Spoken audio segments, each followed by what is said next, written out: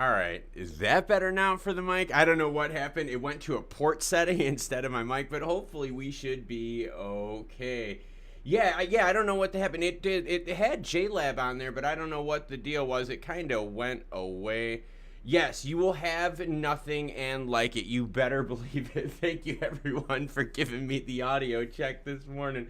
All right, so we've got the audio fired back up. But the big thing that I have been looking for right now, and actually the big thing that I've been watching across the whole market, is I've been looking at Solana, everyone. Solana is the craziest thing that I have been paying attention to. And thank you, Data Adept. I don't know what happened. It went from my JLab Go to the actual physical setting, which was really weird. I don't know what the hell happened with that. But the big thing I've been watching, all right, is Solana. And the reason I've been watching SOL is not because of POS. The reason I've been watching SOL is this. When I look at the chart of Solana, all right, I'm looking at this nice little apex, right here. This apex happened because of an announced partnership where there was going to be a Google Cloud Service validator, Nodex, right? They were going to validate new blocks. You saw a massive pump in Solana from 30s up to, I think it was almost 40, 38.55, okay? So you saw nearly a 25-30% pop in Solana. Now hold up. Not only did you see that, but before we had problems with FTT and FTX, Solana started retreating, everyone. So I'm telling you right now, the pumps, it does not matter what is happening in the economy. What's happening right now is people are just playing things short term. They're not holding into it long. And I know a bunch of you out there are going to be like, yeah, but dude, is that really like what's going on? Yeah, that's exactly what's going on. Because when I put the action of Solana in, that's the whole thing right here. Look at this. It's these bars that come in, and then what? See what I'm saying? Nothing is sustaining. And when you zoom out just that little bit, you could see it right here. Here's a better representation of the candlesticks. They erased their action. And yes, Jimmy, good call on that. Jimmy Riggin chimes in, says, I was right about CZ pulling out of the deal. I had to say it was sarcasm on the live stream. No, not sarcasm. And we're going to be talking about CZ and the crew. Why? Because CZ pulled out. Yeah, that's some big problems. That's why the market's having even more issues. And Jimmer365 joining us. What's up, Jimmer? Hello and good morning to you. That's the big news, everyone, is Binance bailed out on FTX. So here is the big concern going forward, okay?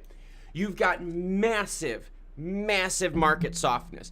Forget CPI data. Let's just pretend the inflation CPI data isn't anything we have to worry about right now, okay? Let's put our heads in the sand, right? We're allowed to do that every once in a while. So we're hanging out, right? The market is now so soft from people pulling money out. They're pulling money out of crypto, and they are now just going to cash, okay?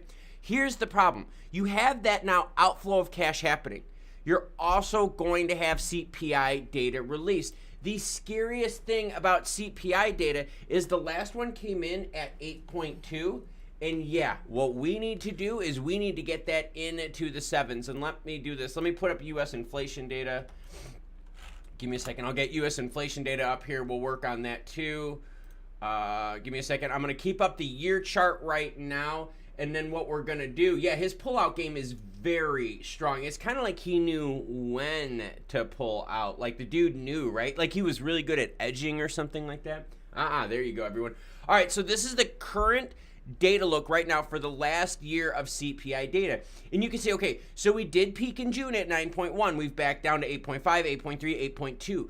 But that backing down is way too slow. As fast as you see this juicy booty right here climb up, okay, and that's what we're talking about. As fast as you're seeing this climb up over the last like year and a half with inflation, what we're hoping for is that we go straight back down just as fast, right? And it is possible. Those kind of movements within inflation data is extremely possible, okay? So when I scroll back down to the 10-year, watch what happens when we look at the 208 crisis. See, in 208 right here, you had the same thing. You had the pop up, down, and it popped right back up on that Fed target line of 2%. So these pops that I was showing you, all right, in the 5-year, and when we go down and we look at it, this is possible. This is super possible. Spike back up in inflation rates, you can drop right back down. That is true transitory inflation, all right? By definition, that is true transitory inflation.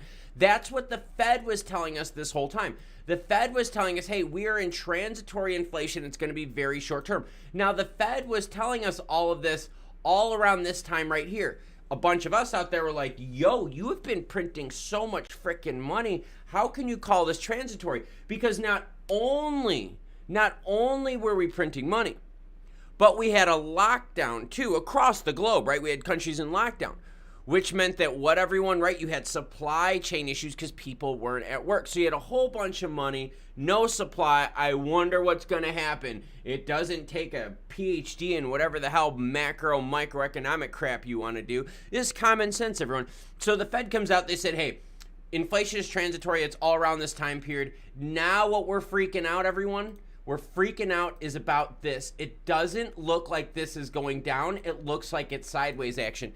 If we keep seeing data go sideways like this with CPI data, right? If we start getting data in and we start looking at it and we start seeing, hold on, let me get that chart real quick here for you guys. I got a few things. And if we start seeing CPI data and it's not a 7% number, we might be in some deep, deep problem. Robin Defender says, I'm sorry to tell you, but we won't go from 8.3% back to 0% inflation. Robin, I don't want 0%. I want to know I want what the Fed wants, which is that 2% target rate. So do I believe inflation will go back down right away? No, I've been the one saying that this is going to be the pain train. I've been the channel out there telling you the pain train is here. It is still here and it's going to be here for a while. Why? Because CPI data, inflation is flat right now.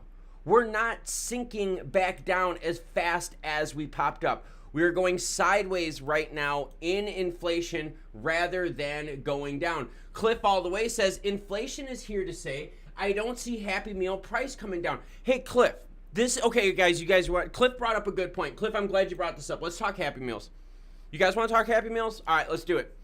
All right, so here's the deal. Here is why inflation is scary. It's a two-pronged effect, okay? We talked about this on one of the other streams. Money works in two ways, and I'm going to get my mechanical pencil out so I know what the F word I'm talking about. Money works in two ways. Money is physical, right? Like the mechanical usage of it, like the math behind it, supply, demand, that's money. But there's also the emotional side of money, okay? You can't ignore the emotion. Emotion fuels people. Very few of us are truly robotic, truly emotionless beings out there where we can make all decisions based on just fact. It's very, very hard. We all tend to get emotional. So now here's the deal, okay? Let's get rid of like the money, the analytical side of money. Let's stick to the emotional side. And I'm going with Cliff on this one. Because Cliff is like, hey, I want to see the Happy Meal price come down. I want to see the dollar menu come back in town. Not the $2 menu or the $1.99 menu. I wanted my Wendy's Biggie bag with the big 10-piece chicken nuggies, not the 5-piece. What kind of shit is this? Don't screw me out, Wendy's. I'll call you out. You're not the cute redhead you used to be. You're jacking up prices and giving me less food. So anyways, Happy Meals, all right. Here's the deal. Let's pretend, all right, that a Happy Meal was always $3. I don't think it was. I haven't had little kids in a while, so just don't roast me on that. Let's just pretend a Happy Meal was always $3. Now, during this Rona inflation time, the Happy Meal price goes up to $5. If the price stays at $5 for a long, long time, you get used to it mentally. You start getting used to the idea that Happy Meals aren't $3 anymore, that's a foregone conclusion. That's gone. That's gone. You're like, whoa. Happy Meals are done, okay? And Lucy, I just saw you. What's up, homegirl? Glad to see you. So that Happy Meal, which was once $3 and now it's $5, and now it's been $5 for, let's just say, a few years. You get used to that $5 Happy Meal. Now, mentally, right, not the mechanical part of money, but mentally, that $5 Happy Meal doesn't seem expensive anymore after a few years. After a few years, that $5 Happy Meal feels back like it was when it was a $3 Happy Meal. Now, roll that principle out a few more years, few more months, few more economic quarters. Roll that principle out to every other country across the globe because every country is going through inflation. Now, everyone in the world is getting programmed to think that high prices are normal, that high levels of inflation are normal. When you start accepting mentally that high prices are normal, right, that $5 Happy Meal now feels back down like $3, even though it's not $3, it feels like $5. Then what happens is that Happy Meal can go up to $6. It can go up to $7. It can go up to $8. And it'll keep feeling less and less because that mental effect of it. That's what's happening with gas prices. And if you want me to prove this theory right, How many of you out there, my wife just did it. Love my wife. My wife just was so excited. She's like, I got gas for $3.09. And I mean like excited, like holy shit, right? Thank you, Jimmer365. The new norm is poisonous. That's exactly what I'm talking about. So my wife is like, yeah, like, hey, here's the deal, you know? So what happens is this, all right, is that gas price. I told my wife, I said, why are you excited about 309? She's like, well, it was like 349 like a few weeks ago. But yeah, a year ago, we weren't even close to it. A year and a half ago, we weren't even close to it. So again, that gas price comes down. We're like, yeah, this is awesome. It's working. Gas is coming down. But we're not thinking about is that gas is just blown through the roof. Now, see, this was something that Biden used all the time. What did Biden say here recently? Gas prices are coming down. The national average gas price is better. We're making improvement. Yes, you're making improvement from a $4.50 average to now like 4 something. Okay, like I get it, it's improvement. But you're making improvement from freakishly high to still super high. Does it feel that bad? No, because we've been dealing with it for a while. The same thing is going to happen with house prices. The same thing is going to happen with car prices and food prices. If inflation lasts too long, super high prices, the super high prices will start feeling normal and prices will keep going up and up and up. All right, everyone. Yeah, Lucy, that's what we were talking about with gas, right? We see those little victories. We're like, oh my God, gas came down 20 cents. And we're like, dude, I'm going to fill up my car today. But when we look at the bigger picture, gas is like up freakishly high amounts. Now, speaking of gas being up freakishly high amounts, what's really cool is when the CPI data comes out, and here it is, I've got it up on the screen. CPI data comes out at 8:30 a.m. Eastern time.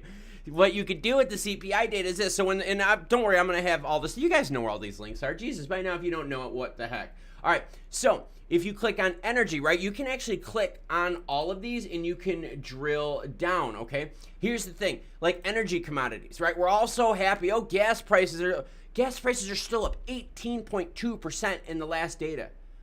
Oil, 58.1%. So yes, I do understand that prices are coming down, but when you look at them in the long run, right, they're freakishly high. You guys want me to show you a national phenomenon of that? Here, I'm going to show you guys something. I'll show you exactly what I'm talking about. I'm going to call so many people out. Home prices crash. Now watch, if I could type right, I think I would be able to do home prices crash, but I could not type right. All right, so here we go. We're going to say Moody's, home prices to crash 20% in Nashville.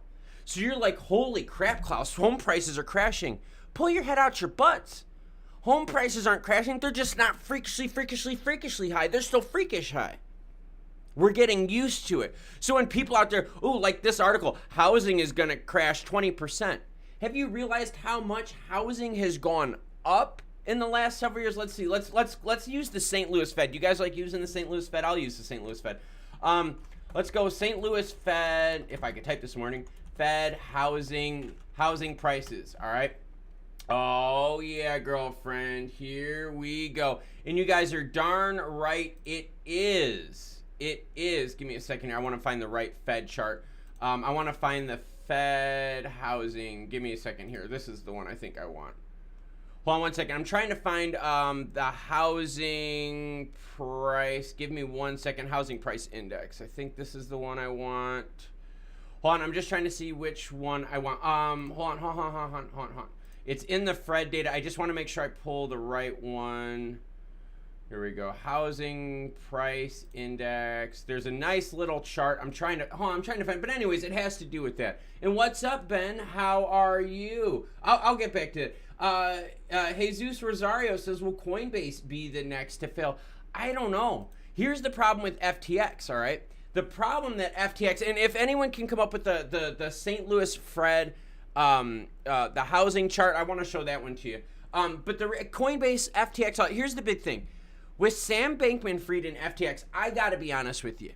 I got to call this total piece of shit out because of what he did. He went out and he bought a whole bunch of stuff. okay? Sam Bankman-Fried acted like things were fine. He pulled your classic Do Kwon Terra Luna UST crap out, okay? He's like, hey, things are fine. And then he starts buying this, and he's got money for this, and he's giving loans for this, and revolving lines of credit for this. He overextended.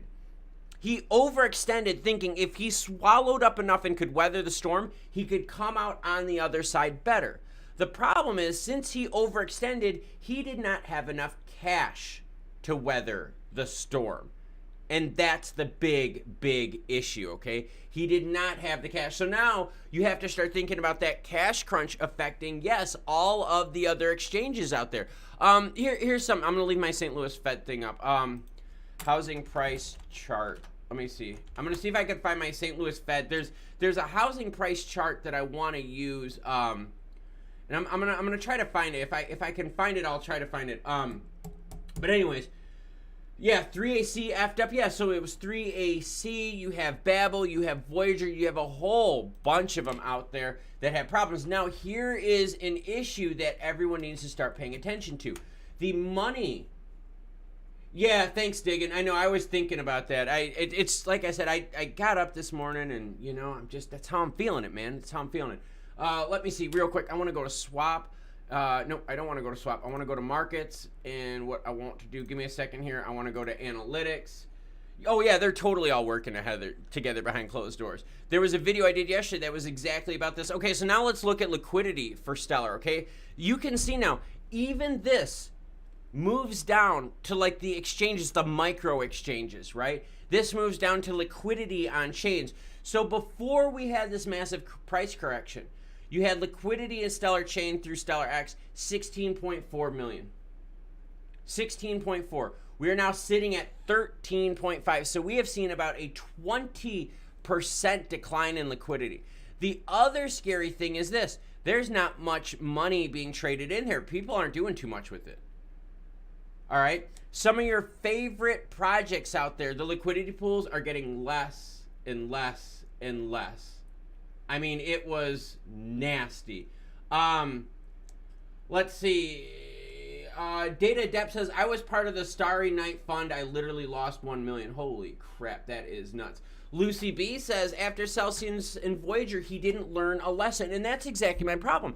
That's why I'm worried a little bit more than I was before. And the reason I was worrying a little bit before was because of this. Sam Bankman-Fried FTX had what we thought was big bags, but it wasn't fully liquid. He said he had a lot of liquid, but let's be honest here, it was more like a slushy. He couldn't thaw a lot of those funds really quickly and have access to them. So as people were pulling money out, right, he didn't have the funds to cover it. So CZ and Binance come in. Now, CZ and Binance, remember, they're the big kids up on the block. Not new kids on the block, everyone. I said big kids up on the block. So CZ and Binance, they've got big bags. These are their bags. Their bags are almost as big as the screen, okay? Now, since CZ and Binance were thinking, hey, let's give money to FTX, their bags would shrink.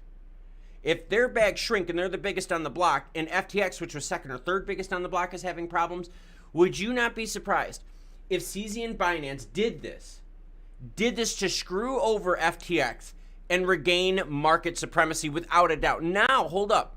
Now, here's the thing. Remember I told you my biggest concern was if Binance buys FTX, their bags are going to shrink their cash flow? Well, now that they're not buying FTX, I actually feel better for Binance as a whole because now they're not going to be drained as cash with FTX siphoning it off. So Binance is actually in better shape in the market right now than they were 24 hours ago when they had their, worded agreement with FTX and FTT token. Now, here's the kicker. The big issue, though, is FTT token, which has lost support since $22, which was what they were trying to hold. The big problem here, though, who's going to come in and save out FTX? Who is going to save out the over 1 million people locked out of their funds? Liquidity issues. That is a massive, massive problem. Massive problem here. So when we talk about Luna, UST, Voyager, okay, I'm glad I started thinking about that. One of the reasons why I have Solana up here, one of the reasons why I showed it on a short last night is because Solana, yes, did have the pump from Google, but they also had the massive crash afterwards. We've learned, though, that guess what? Sam Bankman-Fried had I think it was 1.2 billion SOL tokens. So if Sam Bankman-Fried needs money because, right, people are pulling out of his exchange, and Sam Bankman-Fried is like, hey, I need some liquid, there was scariness, right? Rumors, fear that he was just going to start dumping SOL like nasty. Now, maybe they did to cover their liquidity issues, but that was the concern. There were 3 different tokens, from what I can remember, that were tied into Sam Bankman-Fried that he said he had a lot of assets from, and that Alameda had a lot of assets from. It was USDC, USDT, SOL, and I thought there was one more, but that's all I can remember right now. Let's see. Jimmer365 says, has anything come out about what CZ thought FTX was doing wrong? Yeah. Hey, Jimmer, thank you so much. Let's go to Twitter. He actually talked about that. So here, and this is not new, okay? This is totally not new stuff in terms of what's happening in the market, but he did put a tweet about that. All right, hold on, here we go. I'll get you the tweet, okay? Give me a second here. I'm gonna find the tweet. He says okay. All right, let me get a quick drink here, and I'm gonna tell you exactly what CZ and Binance said FTX and Sam did wrong. All right, Jimmer. So this one's for you, my good man. All right, so here's what CZ and Binance said. Now, mind you, this was November 8th, all right? So let's kind of keep these things, all right, in mind time frame wise. So November 8th, he says, never use a token you created as collateral. And that's what he's saying. They were using FTT to pump up stuff, right? There was collateralization tied to it. They created the FTT token. There was the whole plan. The plan was public. Hold at 22. That's what this line is right here. Hold at 22. Hold at 22, because that's what they were using to prop everything up. So when all these liquidity drains and all the pools, they were using FTT. They were using their native token. Now, let's start kind of getting back into this. You guys remember the whole Luna UST thing, what they were using, right? And they were pumping up their Luna. Okay, same idea.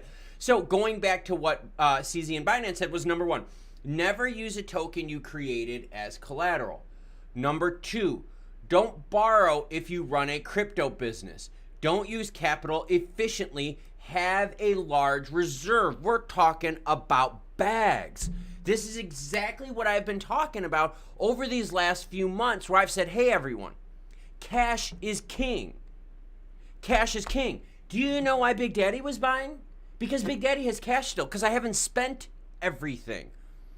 That's also another reason why CZ is sitting here going, yo, I am so freaking happy right now. Why am I happy? Because guess what? My bags are safe. I'm not going to be using my cash to bail out FTX withdrawals. So when you look at this, his last statement is there. Binance has never used BNB for collateral, and we've never taken on debt. Well, who has taken on debt? Sam Bankman-Fried's FTX, who did use their own native token as collateral. Sam Bankman-Fried and FTX, who did bail out industries out there instead of letting them fall. Sam Bankman-Fried's FTX, and look what happened. Because he was overstretched, he did not have enough cash to cover the cash run. That's where the problem lies in it. So Jimmer365, there you go, my good man. That is why FTX, Voyager, 3 Arrows, Celsius, they've all done the same exact thing. Oh, what did Celsius use? Remember the CEL token? Oh, you mean a native token that they use to hold value and back stuff up with? Same concept. So if you figure out a way to break resistance of the native token, which is exactly what they did here. Here, I'll zoom in. I'm not kidding you. This was public knowledge. It was public knowledge. We are holding at 22. That was their native token FTT. They broke it. Once they broke that resistance free for all, 500 million lost in 7 minutes. Native token, wiped. And what's up, Final Kens? Glad to see you here this morning. Yawning is okay. You're at least alive.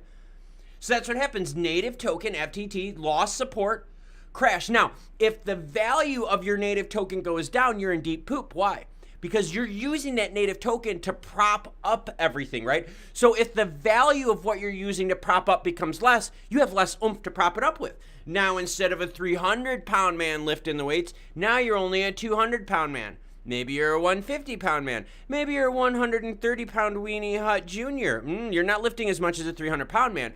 That's the key. That's why Binance is saying, hey, we're not using the BNB coin as collateral. They use it as a utility, everyone. They use it as their swap function. Yes, they do, but not as collateral. Interesting. So that's the big thing right now. They misused their cash. Oh, baby, I like it raw. Good to see you here. Oh, baby, I like it raw says, hey, hitting the gym, sir. I did not get a chance to work out. As soon as I'm done with this, I get to go training. I'm so excited. So I'm going to do that as soon as I'm done with this. Oh, baby, I like it raw. And then, oh, baby, I like it raw says, want to know what was held at $200K in price? PSA Jordan 10 rookie card. Well done. And that's not a security, is it? Oh, baby, I like it raw. No, it's not. It's a card. There we go. Max Payne chimes in and gives us all the big thumbs up. Thank you, Max Payne, for the support in the channel. By the way, Max Payne, one of my favorite video games to play on the Xbox. There was one of the Max Payne games was, you guys are gonna love this, not that I want to dork out or anything, but one of the Max Payne games, I remember you were going up a building that was on fire. That was like my favorite level. It was near the end anyway. So I saw your name, Max Payne, loved it. That one guy you know says, good morning. Looking forward to the shit show this morning with CPI data. Let's burn this candle. You know what, everyone? I am feeling the same thing. And remember, CPI data will be out in 28 minutes. I've got a whole bunch of cryptos up on the screen right here. And what I am looking for, I've got Stellar up there. And what's up, Yoki? I see you commenting. What's up, dude? All right, so I've got it here. Ooh, you are the OG. Way to go, Max Payne. Rock on, dude. Yeah, Final Ken's chiming in. You remember the thing where you would go up like it was like a hotel or something. Rooms were on fire, and like you had to go through like the ballrooms and stuff. Like, dude, it was so freaking cool. So Max Payne fans out there. All right, so I've zoomed in a little bit with XLM. I've also zoomed in a little bit with XRP. What I want to see is what happens the few minutes that lead into the data release and what happens exactly at the moment when the data gets released. I'm also going to be looking very, very heavily interested into Solana. And the reason why is because they were tied to Sam Bankman-Fried's FTX holding. Sam Bankman-Fried said, hey guys, I've got lots of cash. And he was sharing. He's like, oh, I got lots. He's flexing. Sam Bankman-Fried pulled a USDT. They didn't have a lot of liquid. He had stuff that was quasi-liquid. He had a slushy. He had to thaw the slushy before it was fully liquid. That's the problem. He didn't have enough cash. DVR says, another Klaus vid this week. Crazy, loving it. Hit the likes. Greetings from Holland. Well, thank you from Holland. County Sheepdog, who I see in the comments, is given an early morning pound. Thank you very much for that. By the way, my hands are still swollen from all the boxing. I hit the heavy bag, what was it, 2 days ago was my last time? I still have swollen hands. It's nuts, man. And this is with wraps and 16-ounce gloves. Yoki says, I think we are priced in again. Do you think so? Here's the deal. So for anyone out there, and I'm not picking on anyone, here's the deal. I've got CPI data up on the screen. FedEx, we're getting into that. Actually, FedEx, I'm going to tell you right now. FedEx asks, what would be a good CPI today? All right, the blue bars on the screen are what we have seen CPI data, all right, over the last year.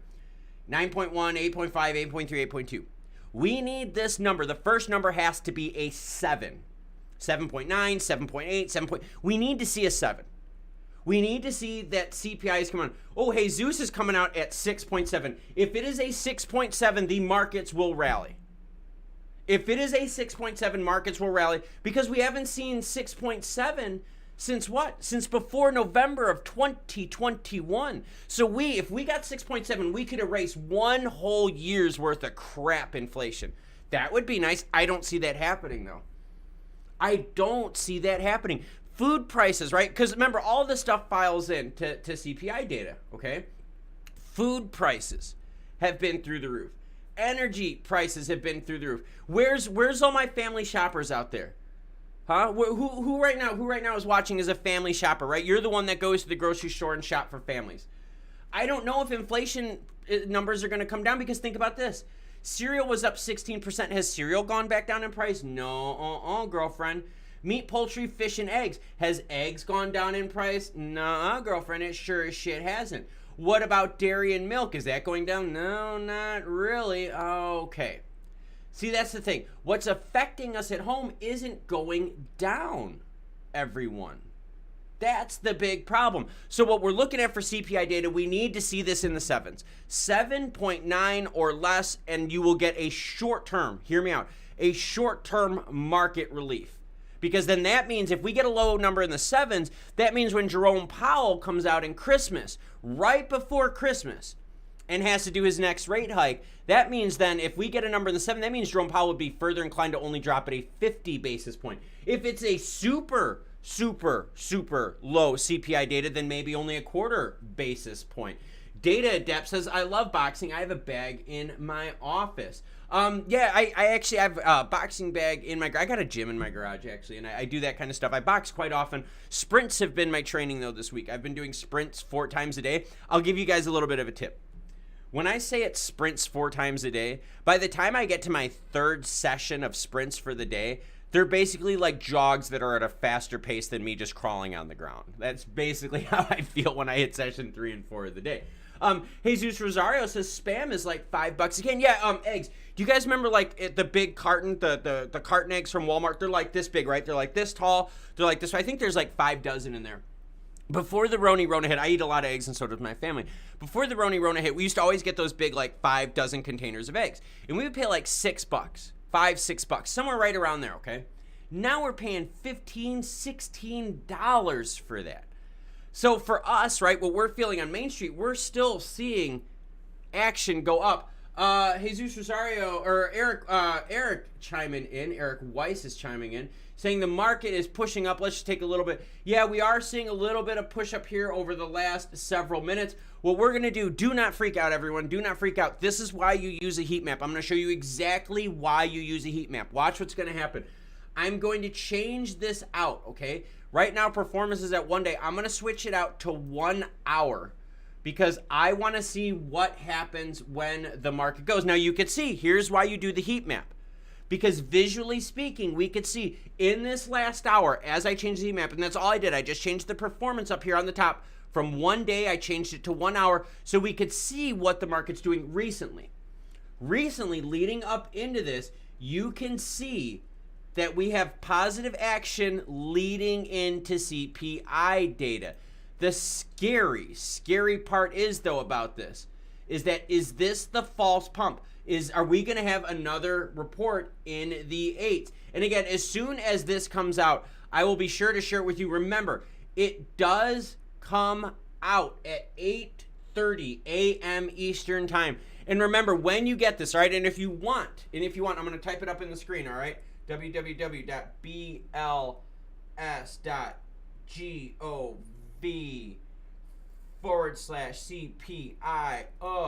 There you go. I got a link for you right there. bls.gov/CPI. That's what I'm on right now. What happens is once this data gets released from the Bureau of Labor Statistics, okay, you are then able to go into this and drill down. So for instance, right, if I want to see what is going on right now price-wise, I can show you that, guess what? New vehicles are up 9.4%. Tobacco and vaping is up 8.2%. So you can drill down in any of these categories to get more specific information. And what we're looking and waiting for right now is October CPI data that is coming out in about 20 minutes. Sniff chimes in and says, I bought Bitcoin at 15.9 yesterday. I did a lot of buying yesterday. I was actually out shopping last night, and I did quite a bit of buying. And Sniff, you know, giving me a little bit of inspiration. I did some degen buying, my good man. Hold on 1 second. There is something going on outside. Oh, there's nothing going on outside. It's the dogs playing in the leaves, and I was hearing them. Final Ken says I got a bunch of Bitcoin the whole way down. Never know where it's going to land, so I just kept buying. And hey, you can't time the bottom. If you try to time the bottom, you're in deep crap. The only thing that's really scaring me in terms of like a specific token is honestly going to be this. It's going to be FTT. I'm watching FTT so closely right now because the entire market, let me just zoom in just a little bit more just to give you guys a little idea. The entire market is following this. If FTT goes belly up, right? Like, I mean, even further and further liquidations, and no one comes to bail out FTX, oh, girlfriend, I hope you got cash on the side because it is going to be buying days coming up here soon. Let's take a look at some of the big things out here. We're seeing XLM. This is the longest time in recent history, last almost 2 years, that XLM has been under the 10-cent mark. I've got it right here up on the screen. This is the longest time I have seen it. Data Adept says, I use a volume profile to find bottoms. Yes, you can play, give me a second. You can play bottoms using volume because a lot of times, hey, when that volume is exhausted, you know when that tipping point is. Now, what we've seen here recently, I'm just throwing it out here. Don't look too deep into this. But we have seen a recent pump here with the likes of XLM, XRP leading up into the data. It's a little bit more easier to see in the likes of XLM right here as they went from 8.8 now to 9.5. But oh my gosh. Elia says, what's up, fellow South Carolina brother? I'm hanging out, man. I'm hanging out. I'm doing good. Yoki, I'm gonna get to your comment here soon. I just saw that. I'm doing good, man. You know, the thing I'll tell you about with South Carolina that I'm loving right now, it's the colors. It is so beautiful down here in the colors. I love it. And yes, definitely keep an eye on XDC. Now, Yoki J says, it would be funny if Ripple bailed out FTX, but there's a problem, guys. See, Ripple won't bail out FTX, and there's a reason for this, all right? The reason Ripple will not bail out FTX is because Ripple wants to buy the Celsius action. Yes, Ripple actually got formal approval from the bankruptcy court to be part of Celsius's auction. And I believe it was December 1st that this thing is happening. So keep that in mind, okay? Ripple, okay, let me ask you this, Yoki. Would you want Ripple to spend any money buying FTX out? Knowing that if Ripple did spend money to buy FTX out, that means the amount of money that Ripple Labs had in their back pocket to get them through this is now way less. Would you want to take that risk? I don't know, man. I don't think so. Lucy B says, you think they will let it fail in order to make a new law go through the accredited investors only? Honestly, yeah. I'm seeing this more and more, Lucy. And it's not just the United States. Singapore's got it. A whole bunch of other countries have it out there. They just don't call it accredited investor. They have their own version of it.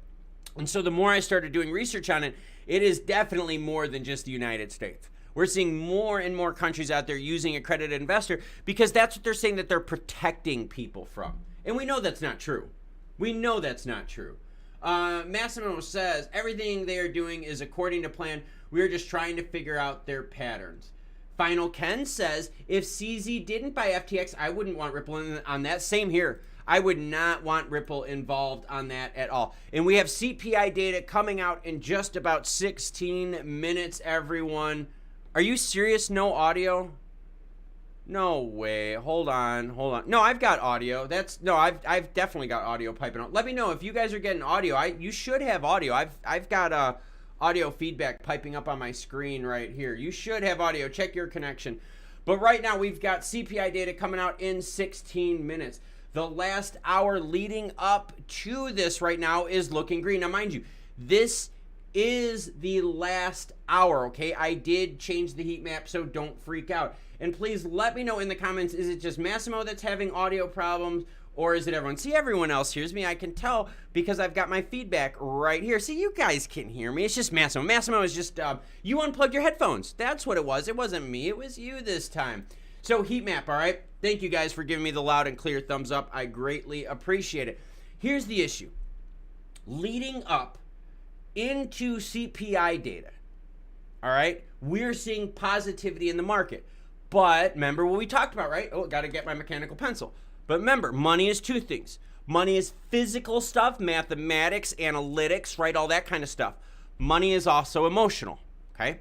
So when we look at all the pain that we've gone over in the last 24, 36 hours, the market getting a little positive, little kind of temporary breather right here, don't look too deep into that. Do not look too deep into that. We have to really see what does the market do the moment this data is released. And what's up, Trade Trillionaire? How are you doing? Good to see you here. Trade Trillionaire, everyone. Hanging out with us. And if I remember correctly, is it Tanzania, sir? That you watch us from Tanzania while you're at work because that's where you get the best internet connection? I believe that's the story, Trey. Let me know if my thinking cap is working correctly. Diego Sanchez, thanks, amigo. Klaus, your content is worth gold. Hope you and your family are doing well. I'm waiting to see a bottom pattern before buying. And yes, you have audio. Thank you for that. Yeah, I'm glad you're bringing that out when it comes to bottoms, because I think one of the things we have to look for is this. And this is XRP up on the screen, okay? Purple and orange arrows represent CPI data and Fed's reaction when it comes to interest rate hikes. You can see clear as day, that the market reacts to CPI data. The reason the market reacts to CPI data all has to do with this video right here. I kid you not. Not that I'm oversimplifying it, but it all has to do with this video right here. The reason it has to do with this video right here is because guess what? At the end of this video, I was one of those cool people that kept citing sources, unlike other YouTube channels out there. I cited sources that said, yep, Colombia Central Bank is going to be raising rates. Gulf country states, yep, in the Middle East, are going to be raising rates as soon as they get action. See, I told you Tanzania, Trey, I got your back. Mexico Central Bank raising interest rates. Everyone is looking right now to see what the U.S. CPI data, Turkey being recommended to raise rates. Everyone in the world right now is paying attention to the United States, Jerome Powell and the Fed raising rates. So for people out there, they're like, oh, dude, this is all FUD. No, you just don't understand what the hell is going on. Most Gulf central banks raise interest rates after the Fed's move. Yes, they look for the Fed as guidance. They look for the Fed as monetary guidance. So when the Fed's raising rates, when inflation, not just in the U.S., because for my friends that are across the pond, you guys know in the UK inflation is through the roof. For my friends up north in Canada, you know inflation is through the roof. For my friends in South America that are dealing with hyperinflation issues down there, you know exactly what I'm talking about. Inflation is all over the place. And with inflation all over the place, the world is looking to see what Jerome Powell and the Fed are going to do. We've got right now 12 minutes until data comes out. Again, here's the trend. The high was seen in June at 9.1.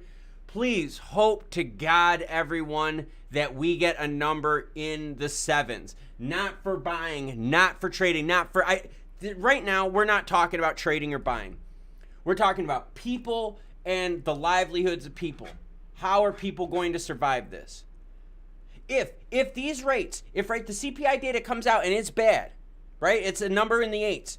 Jerome Powell is going to raise rates more.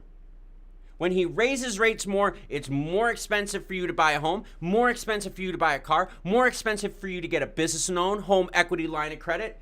Here we go. Oh, Massimo said an eighth is 50 now. Well, dude, you are paying way too much. Way too much. Unless you've got like the real sticky, or moon rocks. But that's like more like 30 a gram, so just throwing that out there. Oh, girlfriend, yeah, I know what's up. So here's part of the problem that I'm looking at. If inflation does not come down, Jerome Powell and the Fed are going to jack rates up even more. Let me ask everyone right now in the chat, everyone who's watching, and answer this honestly. Are you... And remember, not everything is planned, all right? You're going to know what I'm talking about here. Are you, in the next couple years, needing to buy a car, a home, or do you have an active credit card? If any three of those situations apply to you, what the Fed has done in the last 6-9 months has doubled the price of all of those. Now, here's a scary thing. for those of, yeah, data, I was going to say, yeah, you got to, dude, if you're paying 80 a fifth, man, you are getting screwed. Unless, hold up, unless Massimo's in Illinois and you're paying for Illinois taxes. Oh, then girlfriend, you are really getting screwed, my good man. Way to go, baby. I like it. Raw 1,000 for an elbow. I like that. Thank you for sharing. That was really good. But that's the big deal. And data depth, you're about right. Data depth is right. You could get wedding cake real cheap, real easily. But anyways, back to the conversation at hand. If you need to buy a home, you need to buy a car. Most families are buying cars every few years. That car is going to be freakishly expensive because the interest rates are going to be super high. But, now hold on here. But if you have cash, what can you do? You could buy a car with cash, right? Which means you don't have to pay the high interest rates. If you have cash, you could buy your home in cash and avoid the interest rate hikes. See, so cash is king, everyone. Cash is definitely king. Diggin VT says they will throw out a 7.9 to keep the masses at bay, but continue to be aggressive. Ooh, I like that, Diggin VT. I like that. Diggin VT's angle is this, and we've got CPI data coming out in 9 minutes. Don't you worry, girlfriend. I'm going to share that with you. But what we're looking at is this. If they drop a 7.9, Jerome Powell maybe takes his foot kind of off the gas. No, that's not true. He's going to keep his foot on the gas pedal. They're going to keep raising rates. Solana, everyone's still struggling right now at 15. Again, up from the bottom that they were at, but hey, way lower where they were from 2 days ago. Yoki J says lease rates have gone up. Yeah, everything tied to the Fed's interest rate is going up. Now let's do home loan. Let's go home loan calculator comparison. Let's compare two loans. You guys want to see? You guys want to see how much the Fed is screwing you and the rest of the world. All right, calculator will appear below. So you and I, we're going to buy a house. Are you all ready to buy a house? Average home in the United States is close to $300,000. We're going to do this loan for $300,000. We're going to do this loan here. We're going to do this loan for 30 years, okay? Upfront rees, ongoing rate. Okay, before the Fed started doing shit, all right, nope, this does not have an introductory rate. We're going to go 3.5, up point. Okay, so this is what it looked like. Before the Fed, all right, before the Fed jacked rates up, a $300,000 home, all right, cost you $1,500 in payments or so, close to that. Okay, let's put loan 2 in. Loan 2 is going to be this. We're going to get rid of the fees. Loan 2 is going to be now that the Fed has jacked things up, okay? This is not an introductory late loan. Here we go. Okay, so I've got it up on the screen. There are two loans, all right? Loan number 1 was before the Fed did shit. $300,000 house. A $300,000 house. The monthly payment was $1,347. The total amount you paid on that home was $484,000. Now that the Fed has raised rates and homes really haven't gone down in price, have they, ladies? No, they have not.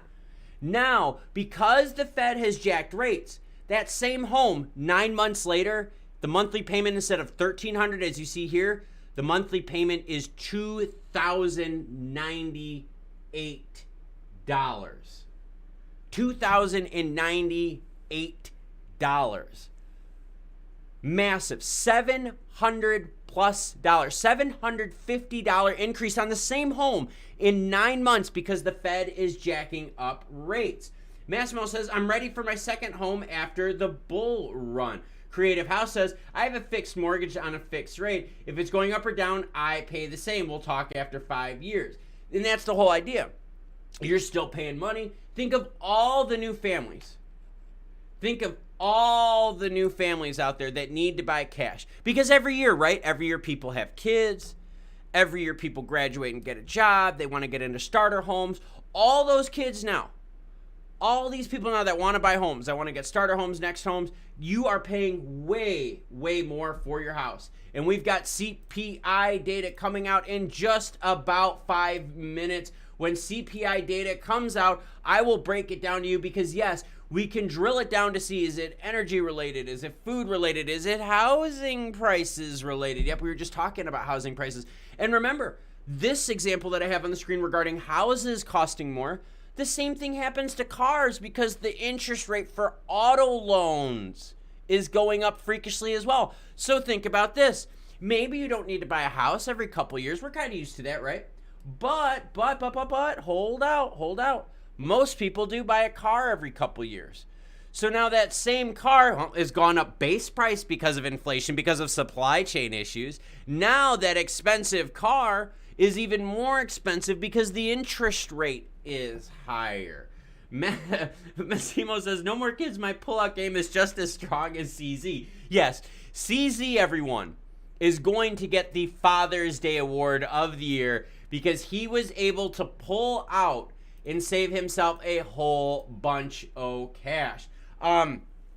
Jesus Rosario said, moved to Bama and bought the Forever Ponderosa cheap. Dude, that's me. I did the same thing. 3 years ago, I moved to South Carolina, paid for my house. I don't have to worry about this. So that's the whole idea, though. That's why cash is king. Because with cash is king, you can buy right now, isn't it? If you have cash coming in like Final Kens, you can keep buying, can't you, Final Ken? Shout out to you, buddy. So yeah, I think we're going to give CZ Dad of the Year award. That might be an inside joke with all of us. But right now, let's take a look at the market here. And again, what you can see, XRP has big inflection points when data like this is released. We are seeing some positivity leading into the market. If you go to the heat map, now don't freak out, everyone. Heat map right now is set to a 1 hour time period. So this is for the last hour. The market has been seeing relief. What's nice to see is in this last hour, XLM has climbed back 6%. XLM took a beating, getting back down to like 8.8 or so. It was nuts, man. Final Kens chimes back with all day, every day. Final Kens, I got your back, man. Data Adept says, I have a 50x short on Femex just in case the CPI data is poor. Yes, I do have a little bit of backing on my plays as well. I'll leave it at that.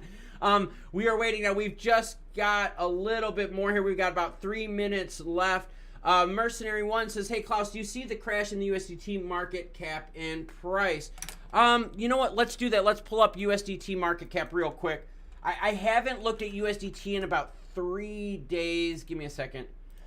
Oh, sorry, guys. Yeah, I haven't looked at USDT in a few days. So price-wise, we're still good. We've got a little bit of erosion, which I expected. I mean, I did expect that. Now, when we look at the 3-month, you can see, yeah, we've got some maybe issues going on. It's not crazy. Here's your market cap. So you can see people are definitely pulling money out of USDT. To pull money out of USDT, that's in $100,000 chunks. $100,000 chunks, just putting it out there. All right, so we've got 2 more minutes until CPI data comes. Here is the heat map right now. We've got Michael Wheeler chiming in. Good morning, brother. Good morning to you, Michael. We've got 163 people watching the stream with only 52 thumbs up. You could do better than that. You could share it with people. Come on now, everyone. All right, we've got 2 minutes until data comes out. Jesus Rosario says, very nice. Been stuffing my Digibyte bag too. Andy's here hanging out from us. Hello, Andy. Now, anyone out there, what about Michael Saylor? Is Michael Saylor going to be dead? Like, seriously, like, is Michael Saylor going to be gone? If Michael Saylor cannot figure out what the hell to do, I mean, it is nuts. It is totally freaking nuts. He put all his eggs in the Bitcoin bag and liquidations are frying. Sniff says, Klaus, check out the crypto called TE Food Tone. It's up 21%. I will add that to my list to check out. Give me a second here. And actually give me, because data's coming out here any second, I'm going to fire up my trading platform real quick. So hold up, girlfriend. I'm going to keep doing stuff. See, I do stuff too. Just waiting for data to come out. Should be coming out here any second. Going to keep refreshing it, seeing if it comes out. I've got 2 different dashboards going right now. Give me a second. Hold on, guys. I'm just loading up my trading just and stuff happens. Cliff all the way says utility coins will moon. I would love to see that. FedEx says, come on, I want to see a 7.7. I would love to see a 7.7 right here. People need it. People need it real bad. Let me go here. So I've got mine keyed up. I'm ready to go. Hold on. Okay, yep. Hold on, guys. I'm just making sure that I'm good to go here. All right, I read that MicroStrategy would be a margin call at 3K Bitcoin. Dude, no way. They would have to be, their margin call, it's got to be higher than that. It's got to be high, unless they liquidated that much or offset it. But I don't know, man. That's kind of crazy. That 3,000, I would think that the liquidation number would be way higher than that. 7.7, everyone. Here we go. We just got it in. We got a 7.7 up on the screen. Let's take a look at what the markets are doing. Be ready, everyone. Here we go. 7.7 is what just came across right now. That is what we got. Oh, the big one is energy. Energy is the nasty one. It appears that energy prices are not retreating at all. Again, data has just come out. 7.7 is in, everyone. 7.7 is the actual data right now. I have it up on the screen. 7.7 is in. All right. On, here we go. 7.7 is in. Now, what does 7.7 mean? 7.7 actually means something very, very good. That means we have a very, very strong chance of Jerome Powell and the Fed backing off just a little bit of these rate hikes. This right here tells me that Jerome Powell in the Fed in December is not going to drop a 75 basis point hit unless something stupid happens until then. Something stupid would happen until then. But right now it looks like we are looking at a 50 basis point hit being what is going to be expected in the market. Maybe this means that Jerome Powell and the Fed are going to be taking their foot off the gas pedal. Yep, everyone, we are seeing the markets start moving forward right now. Good job, FedEx, coming in at 7.7. We have Ethereum making the move going forward. Bitcoin right now just broke through that 17,000 mark. We are seeing the markets come back. This is exactly what we wanted to see, everyone. Let's take a look at the likes of our XLM favorites. XLM is starting their move on up. You can see it here. Let's take a look at Solana because we do want Solana to get some recovery. We want FTT to get some recovery too. I don't see that happening. Again, what do you think about Chainlink? $6 price predicted to hit 100 and next bull run. I don't know. When is the next bull run? It's when cash is flowing, and cash ain't going to be flowing for a while. Yes, we did need this, everyone. Data right now came in at 7.7. This is the lowest we have seen since February of this year. February of this year was at 7.9. Sean Campbell chimes in and gives me a good laugh. Like Ross from Friends, it's time to pivot. Pivot, that's right. We got to pivot, everyone. Let's take a deep dive into CPI data and see what the juicy booty shows us. Now, remember, you could go on this bls.gov/CPI, and you could click on this stuff. All right, so food at home is still crazy expensive, everyone. Holy shit. Let me get a quick drink here. All right, so CPI data. Let's see what happens here. We still have cereal freakishly high, dairy freakishly high, non-alcoholic beverages high, other food products high. So things that are hitting us at home are super high. Let's see energy. Has energy gone down? Energy commodities. Fuel oil is through the roof, everyone. 68.5%. Gasoline at 17.5%. Let's get back down to energy. Let's get to energy services. Electricity up 14%. Natural gas at 20%, everyone. For my fans in Europe, especially in Germany, you are going to be dealing with nasty natural gas prices for a while. All right, let's take a look here. Shelter services are up. Medical transportation, 15.2. Holy crap. All right, let's take a look. Cars. Remember what I told you about cars, right? Cars go up in price. The rates are going up. New vehicles came in at 8.4%. Tobacco and vaping, the tax on the poor, everyone, 6.6%. Alcohol up 5%. So we are watching right now the market trying to claw their way back. Bitcoin right now at 17,202. Solana is making a run back, up 15.5% in the last hour. The markets are definitely starting to move. Polygon Matic, which is under $1, is trying to make its way back. Right now at 97.4. I am taking a quick look at what I got right now, and I am doing very good. Okay, I'm a happy camper right now. All right, cool. I'm a very happy guy right now. All right, Jesus Rosario says USDT depeg or Rama. Maybe USDT is getting pegged. Ha, ha, ha, everyone. So right now, CPI data came in at 7.7 over the last 12 months. This is exactly what we needed for the United States and for those of us across the world. Maybe this is the signal that Jerome Powell, the Fed, other central banks out there are not going to go crazy. They might not drop a 75 basis point hit on us. Now, we had someone bringing up USDT market cap. Oh, girlfriend, you are exactly right. Here is the USDT market cap. You can see there's definitely been some money pulled out and depegging, but they're coming back. Let's see. Massimo says, how big is that XLM bag open? Give us a hint, 7 figures. I'm spread out pretty good right now. I'm not too heavy on stuff. I wouldn't say I'm heavy in any of my allocations, but I'm split pretty well between quite a few with a pretty healthy holding, to say the least. But no, I'm being honest with you guys. Being totally honest. There are some things that I'm playing for long term and some things that I'm just playing short term just to flip cash. I'm sorry, some of it's mathematics and I'm flipping it. So not every one of my holdings is long term. But when we look now at the heat map, we are seeing that Bitcoin, the markets are looking green over this last hour. But what we need to see is we need the lights. We need XLM to get back up at that 10 cents. Why do we need to get them at that 10 cents? Because that's where the resistance has been for so friggin' darn long. That 10-cent bottom they've been able to hold off this whole time. Kind of tough, right? Kind of tough, everyone. So right now, Stellar's sitting at 9.7. Let's take a look at XRP. Look at the move from XRP, ladies and gents.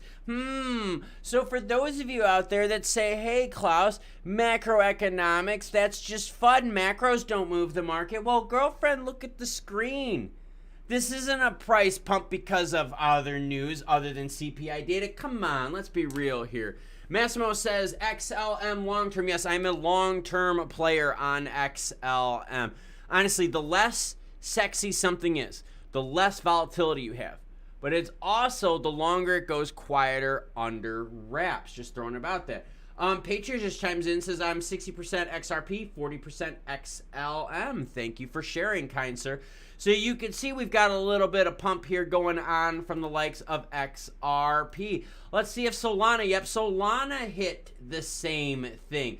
Now, will these pumps be sustained? I don't know about that because we still got FTX and Binance issue going on, everyone. CZ wins Father of the Year. Why? Because his pullout game is damn good. Because guess what? He pulled out of buying FTX. Final Ken says, will it be sustained? Only time will tell. And Alex says, no, they won't. FTX ruined the markets. I agree with you. I totally agree. FTX, greed. Greed ruined the markets. Now, hold on. Greed is good. I'm going to Gordon Gekko on you. Greed is good. Greed makes things work. Greed makes you hungry. But you know what too much greed without being humble is? It makes you a failure. Too much greed without being humble makes you like Do Kwon and Terra Luna, Alex Mashinsky and Celsius. Greed without being humble makes you like Sam Bankman-Fried and FTX. You notice the pattern here. All of those people went way, way, way too overextended. County Sheepdog says, I've been filling up my bags the last 3 days, especially right now. Thank you so much for your great work. I appreciate it. Thank you so much for that, County Sheepdog. Yoki says, long-term XRP, XM, XCC, all money and other coins flow to these three when taking profit. Interesting. So what Yoki's saying is, hey, if I make money outside of here, I'm always kind of pumping it back in. Thank you. That's pretty good. Thank you for sharing.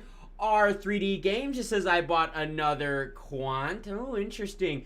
Jesus Rosario said, Z told him not to buy. I wouldn't be surprised. I wouldn't be. Now, I'm not being cynical. I'm being serious here. Would you put it past CZ and Binance and the country supporting him? I'm just hear me out. Would you put it past CZ and Binance? That what happened is this. He said, yeah, I'm going to bail you out, which gave them a prop up, but then pulls out so that it smashes even lower so that they can buy assets cheaper. Would it surprise you that CZ was just tugging Sam Bankman-Fried and FTX this whole time? That would not surprise me at all. Taking a look at the markets, everyone, we are definitely getting more relief here.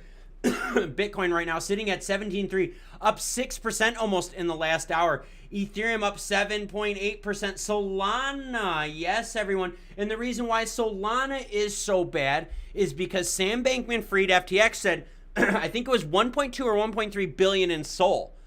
Well, you know what that means, right? If they had 1.2, 1.3 billion in Sol, if they needed cash, what would they have done to their Sol? They would have sold it. Ooh, that was good for this morning. You just add a D, and now we call it sold instead of Sol. Messy Leo comes in and says, hey, what was the CPI data? CPI data came in at 7.7, Messy Leo. Got it up on the screen. Let's take a look at this 5-year because this is exactly what we like. Yeah, Sniff, I'm telling you, man. Do you think this was like 4D chess, dude? That's kind of what I'm wondering right now. Was this all a ploy by CZ to screw over Sam Bankman-Fried? All right, so market, we talked about this earlier in the stream, and thank you, Massimo, for sharing that via text in the chat. I appreciate that. Here's what we're looking at. CPI data goes up fast. We need CPI data to come down fast, just as fast, right? If we go up high, we better go down low, okay? You guys know the deal. Here is the issue, what we're looking at. This right here, is this move here down fast enough, as fast as we saw this go up? That's what we need to see. That is exactly what we need to see this go down even further. So now going forward, right, because we've got the data. All right, let's talk about this. We've got the data, and that's why this channel kicks ass. I give you the data, and I also help you learn so that you can do this stuff in the future. So now we've got bad data, or not bad data, we've got good data. CPI data 7.7, okay? We got 7.7 for data. Now when the Fed meets again, and let's go with this, right? Fed FOMC meeting schedule. It's in December, ladies and germs, all right? So let's go to the Fed meeting in December. Hold on one second here. What is the FOMC meeting? Give me a second, hold on. Fed Reserve, FOMC, no, hold on. Federal Reserve, I want FOMC meeting calendar. There we go. That's the one I want. All right, I want the meeting calendar. All right, so what we have to start thinking about right now is this. December 13th and 14th. Jerome Powell and the Fed are going to be using this 7.7 to see what they can do with, right, the rates. Now, what we've seen from Jerome Powell and the Fed has been this. 75, 75, 75, 75, 75. Now, because we've got the 7.7 on the screen, because we've backed down quite a bit, now this totally opens the door for Jerome Powell and the Fed to say, Merry Christmas, I'm only going to step on your throat and step on your cubes with a 50 basis point hit. Will he back it down to a quarter? I don't know. If he backs it down to a quarter, markets rally. 50 is what's going to be the expectation. You're going to see the market price that in the closer we get to that as a 50%. Sniff says, what are the odds that we take off from here? I don't see it. Why? Cash around the globe is still too expensive.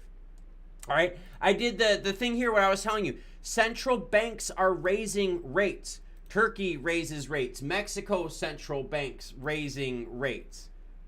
All right.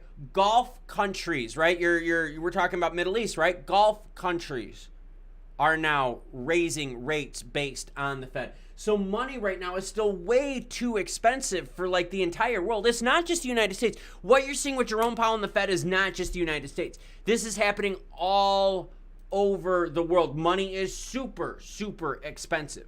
Now, everyone out there is like, well, wait a minute. Does this mean that we're here? Are we at the light at the end of the tunnel? No, girlfriend. We are far from the light at the end of the tunnel. These blue bars up on the screen. And trust me, I am so freaking heavy that I saw a 7. And for those of you out there, remember when I said, hey, if we're in the 7s or less, you're going to see a market pop? God, I hate being right. It sucks. I hate being right when I have people type in my comments all the time, FUD.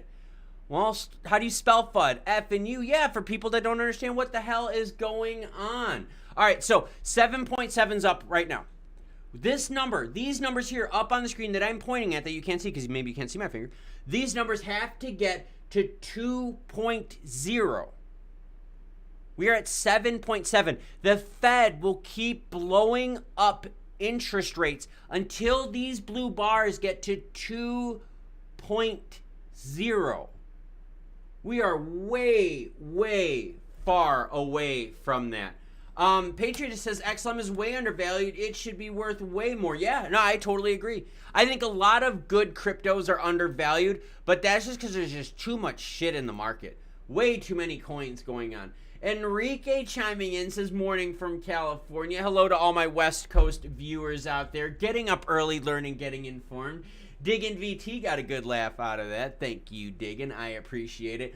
Right now, CPI data, got it up on the screen. For those of you that do not know how to use the CPI data, you can click on each one of these and learn what is actually causing that data to be so high. So I clicked on energy. Oil up 68.5%. Gasoline 17.5%. Everyone, remember how we talked earlier in the stream about, hey, we're all so happy that gas prices are going down? They're still up 17% year over year. Did you get a 17% raise? Is your crypto up 17%?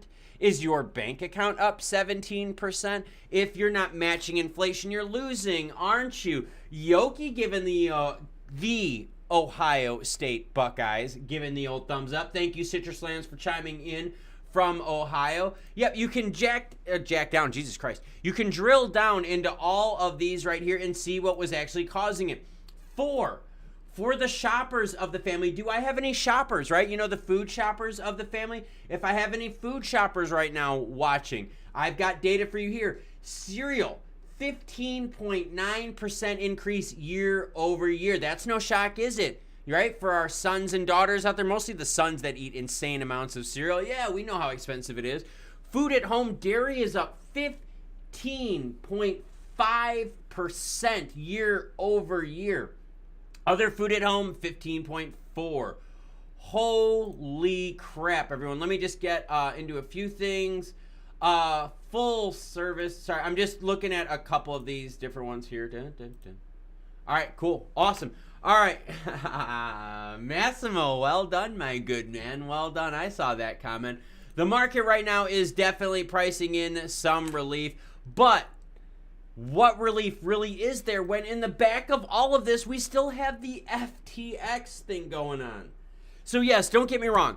Did we dodge a bullet with CPI data? You bet your butt we did. Oh, you bet your butt we did. We definitely dodged a bullet with this. But you guys, there's still a bullet flying. Do you guys, hold on. We gotta go to YouTube here. I gotta play a YouTube video for you guys. I gotta show you something really quick. So we're gonna be Corn Freak on a Leash video. Feeling like a freak on a leash. All right, you guys ready?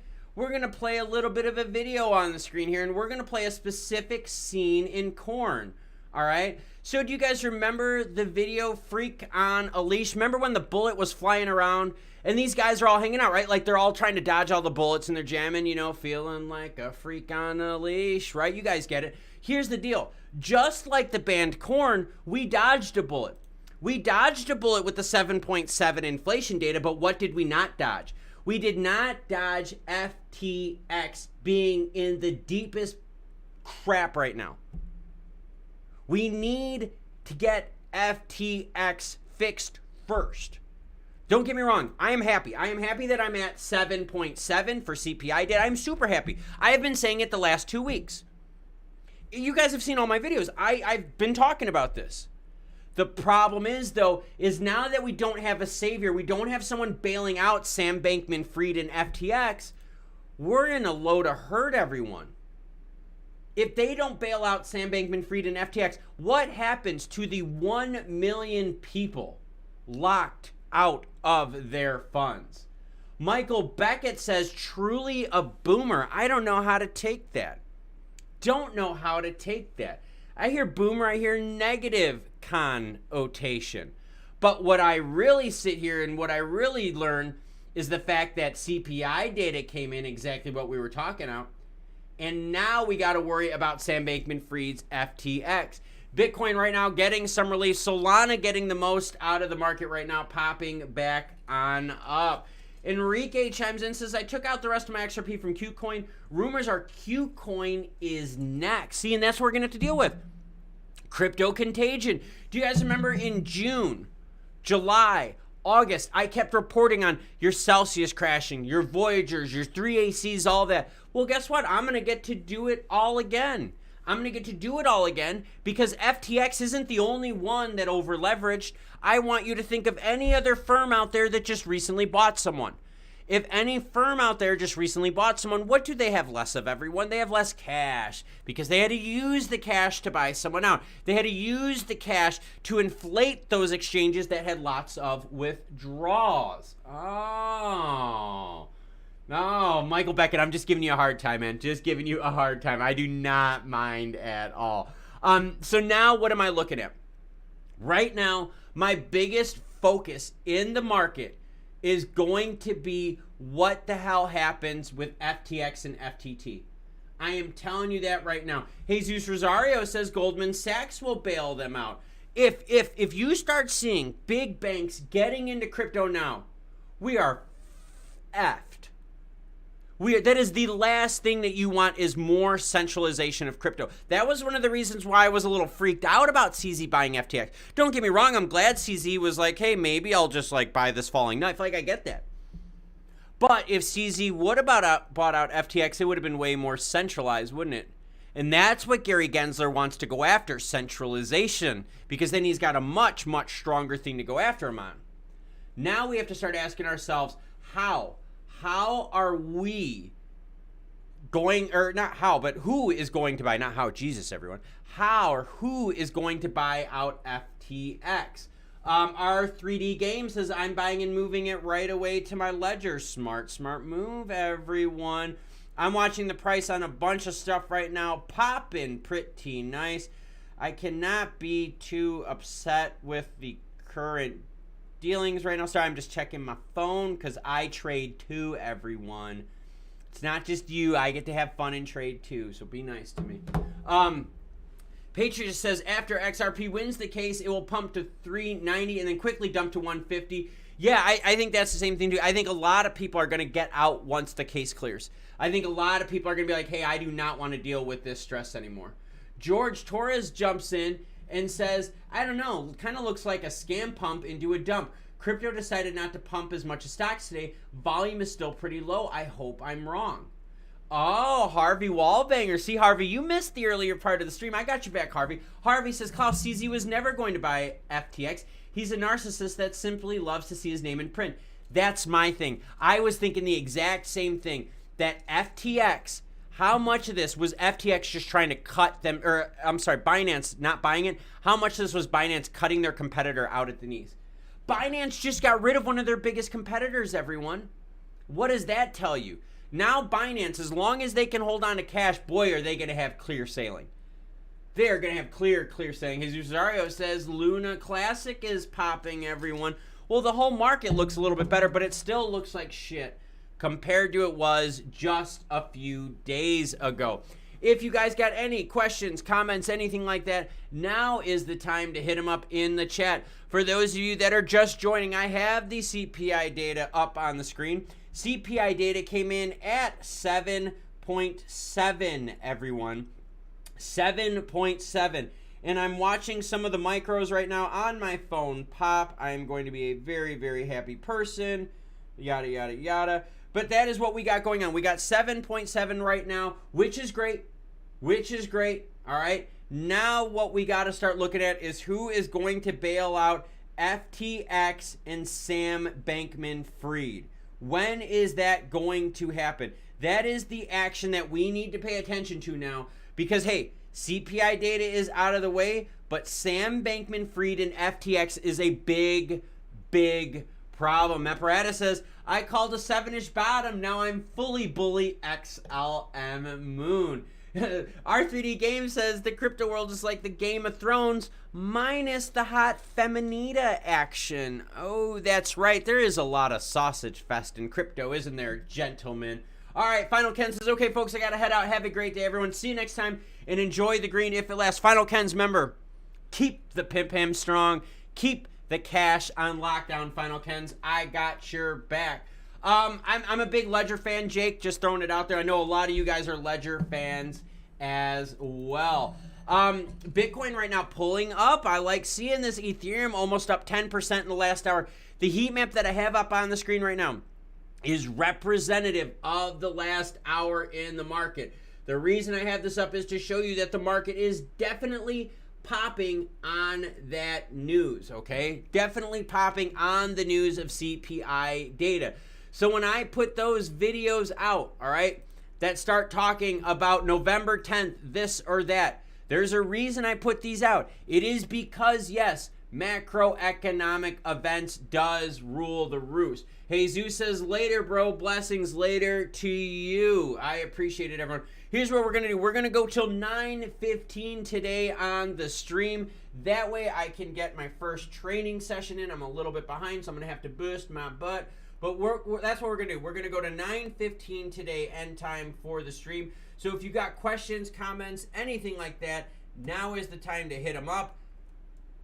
All right, 9:15 end time today. There we go. All right, now I've got my 9:15. All right, here we go.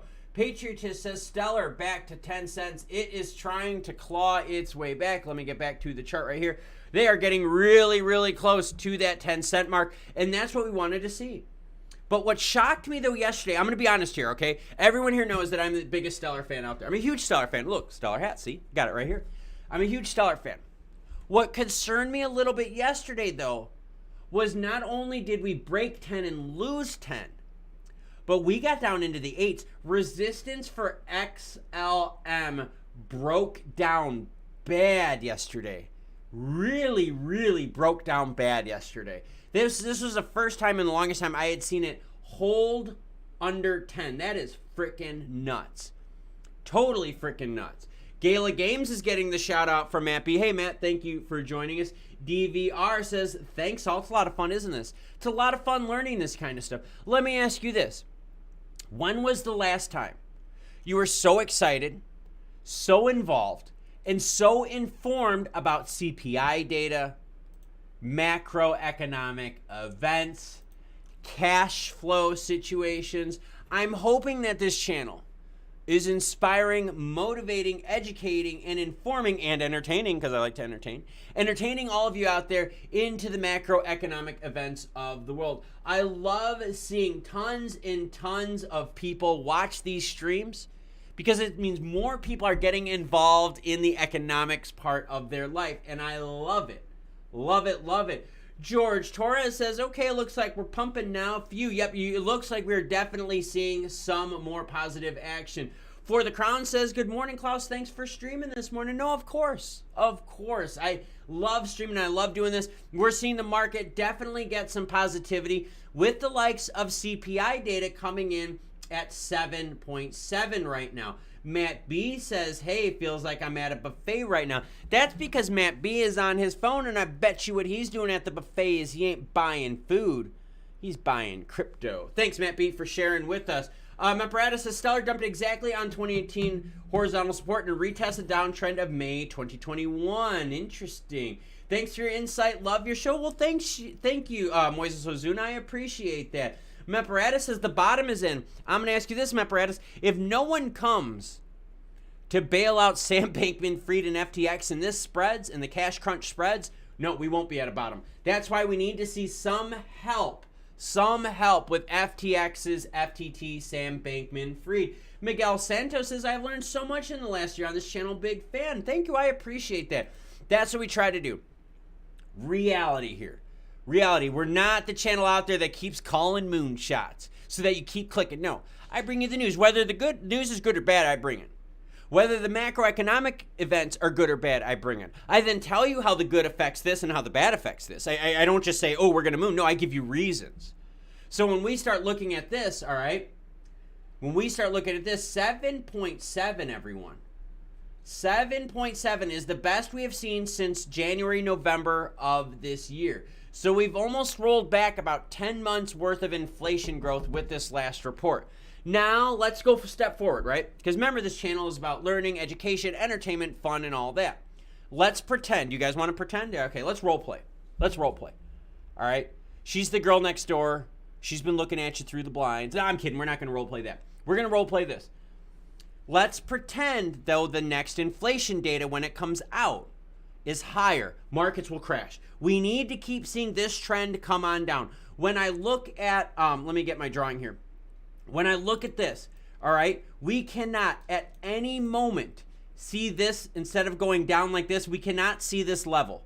That would be the worst thing in the world, all right? What we need to see is we need to see this trend right here go just like this. It has to look like a mirror image of the way it went up. So as fast as we went up, we need to see it go down just as fast. As stated earlier in this show, right? Didn't someone say they wish their wives or girlfriends went down that fast? Oh, you naughty, naughty people out there. But that's what we need to see. We need to see that action right now. So let's be prepared for the action, all right? Let's be prepared for what's going on in the future. The next CPI data, everyone, are you ready for this? Mark your calendars, because you know we're going to be live streaming. The next CPI data comes out December 13th, 8:30 a.m. Eastern time. You bet your butt we're going to be talking about it. You bet your butt when I do my big dates calendar show, right? Every month I've been doing. You guys have been loving that. You bet your butt we're going to be talking about exactly this. Patriot just says yesterday the dump started at this time and continued for 8 hours. Matt Parada says, I bought XLM like a madman. I did buy. I'm not going to lie. I did buy. I bought. But now remember, I use XLM for my long term. Just throwing it out there. Rodwell Nobrega says, I would love to see XRP decouple from Bitcoin. We saw it a few times ago, but it hasn't sustained that movement. It has not sustained it. Bitcoin right now, 17.6. Ethereum not at 13 yet. Keep an eye on that, everyone. Keep an eye on the resistance of Ethereum at 1300. That's going to definitely be something to look forward to. Not look forward to, but look for. Doge right now is getting some big relief. Doge right now up almost 10% at 9 cents right now.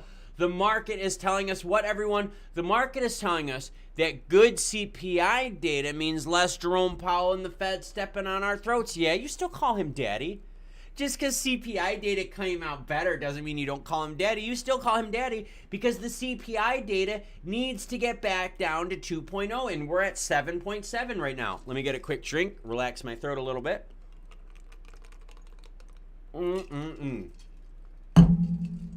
So that's the concern. The concern is the amount of pain we're going to feel as the American consumer, as a public.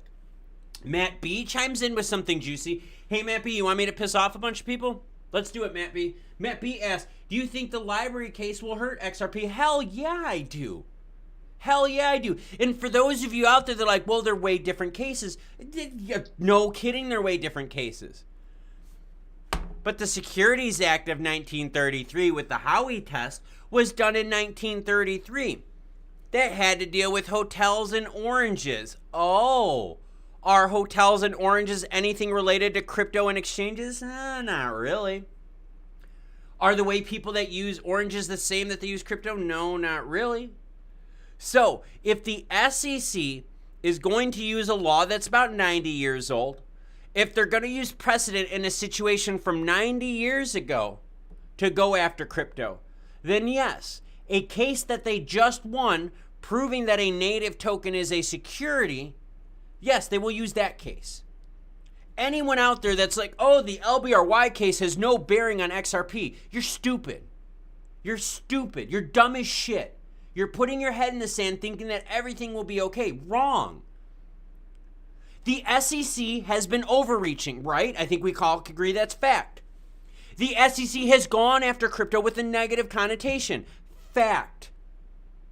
The SEC has not made it easy for crypto companies to do business the way they would like. There is no open door policy with the SEC. Fact. The SEC, after every time a product is taken off the market, when it gets relisted, it's only available to accredited investors. Fact. The SEC, who is huge overreach, which is crushing the crypto market in the United States. Who right now, if you're a crypto company, would you want to build in the United States? Would you want to grow in the United States with the like of the SEC, Gary Gensler and all that stuff? No. So the SEC's overreach is not only hurting crypto prices, it's hurting crypto development. It's also hurting job growth in that tech sector, the fintech sector in the United States. So the SEC, which is overreaching, which is true, which is hurting all of crypto, is not being reined in by the federal government. The federal government isn't yanking on Gary Gensler's little choke collar saying, Gary, you bad boy, you need to be a little nicer, play nicer in the sandbox. No, the federal government is allowing Gary Gensler and the overreach to continue. So, yes, is LBRY versus the SEC different than XRP versus the SEC? Of course it is. But the SEC has been overreaching and the government's not stopping them. So now that the SEC won another case, you think the SEC is going to back down? Hell no, girlfriend.